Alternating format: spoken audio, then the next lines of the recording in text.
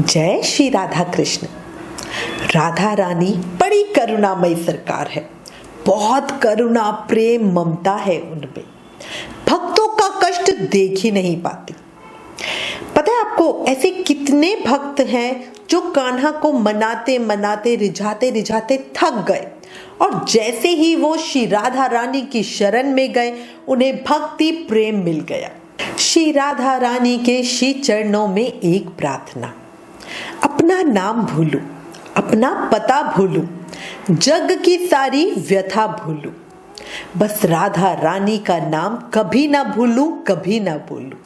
बोला राधा प्यारी की जय, बरसाने वाली की जय, रस बरसाने वाली की जय, ऊंची अटारी वाली की जय। अब आपको एक बहुत सुंदर प्रसंग बताती हूँ जिससे आपको राधा रानी की करुणा का एहसास होगा। प्रेम से मन से भाव सुनना, भक्ति तो बढ़ेगी बढ़ेगी, आंखों से आंसू भी आएंगे और राधा रानी के लिए मन व्याकुल भी होगा। वृंदावन में एक संत थे मनसुख बाबा जी। वो हमेशा चलते फिरते, उठते बैठते, सोते जागते श्री कृष्ण की लीलाओं में खोते रहते थे, उनका नाम चिंतन करते रहते थे। कान्हा की सखा भाव से सेवा करते थे। उनमें समर्पण भाव उच्च कोटि का था।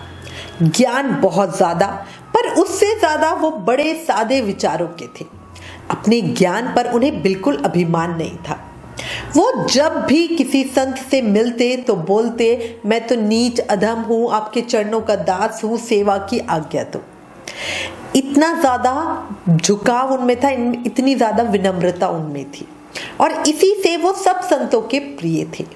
जहां जाते वहां प्रसाद की व्यवस्था तो अपने आप ही हो जाती। इसी से वो अपना ज्यादा से ज्यादा समय नाम जाप और लीला चिंतन में लगाते थे। अब एक बार क्या हुआ, कई बार हमारे जीवन में क्या होता है, पिछले जन्म का पाप कह लो या उनकी परीक्षा कह लो। एक बार क्या हुआ, एक दिन उनकी जांघ पे एक फोड़ा हो गया। भयंकर दर्द हो रहा था। बहुत तरह के उपचार के, पान बांध लो, चूना लगा लो, कितने लोग कितनी चीजें बताते हो, सब किया, डॉक्टर की दवाई भी खाई, पर कुछ आराम नहीं मिला। उनका परिचित उन्हें एक डॉक्टर के पास ले गया। डॉक्टर ने जांच की तो वो बोला ये नॉर्मल फोड़ा तो लग नहीं रहा। डॉक्टर ने फोड़े का नमूना लेके आगरा के बड़े अस्पताल में भेज दिया। जांच करने के बाद वहां के डॉक्टर ने बताया कि इस फोड़े में तो कैंसर बन गया है, तुरंत ही इलाज करना पड़ेगा, ऑपरेशन करना पड़ेगा, वरना बाबा का बचना मुश्किल है।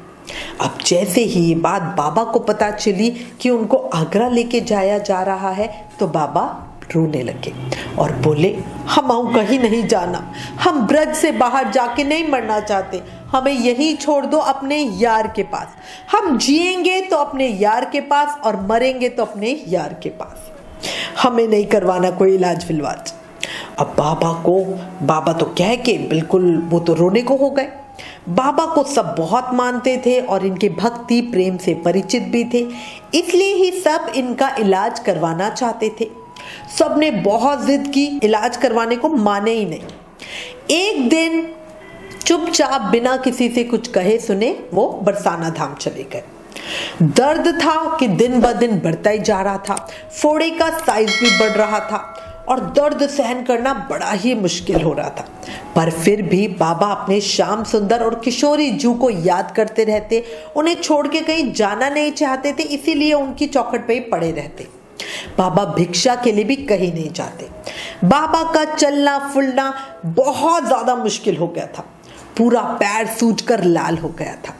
अब वो दिन रात अपनी कुटिया में ही पड़े रहते और राधा कृष्ण को याद करते रहते। एक दिन की बात है, बाबा अपनी कुटिया में लेटे हुए दर्द से करहा रहे थे।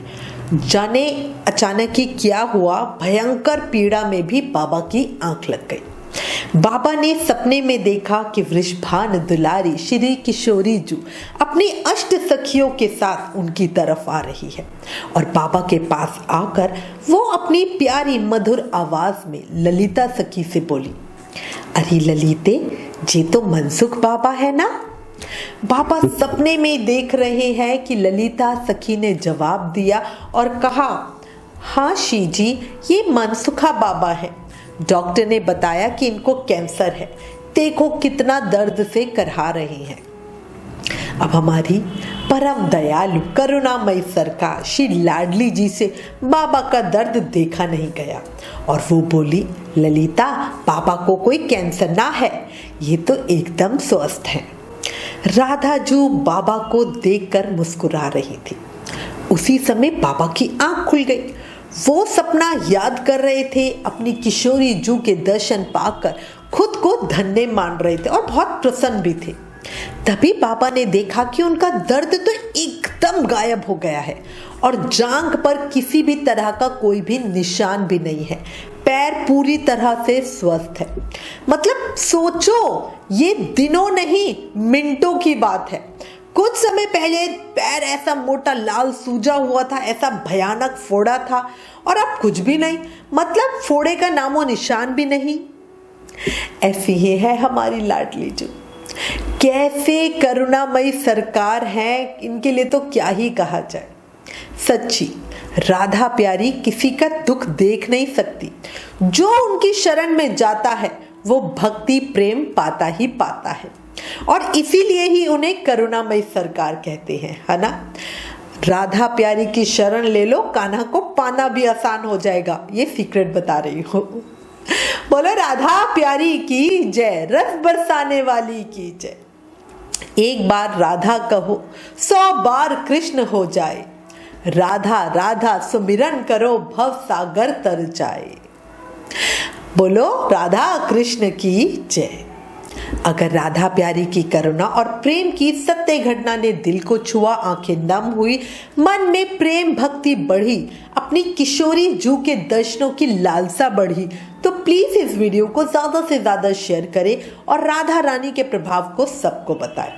हमें आपके साथ और सपोर्ट की बहुत जरूरत है, इसलिए प्लीज श्याम दीवानी चैनल को अपना सपोर्ट दें। ये आप भक्तों का परिवार है।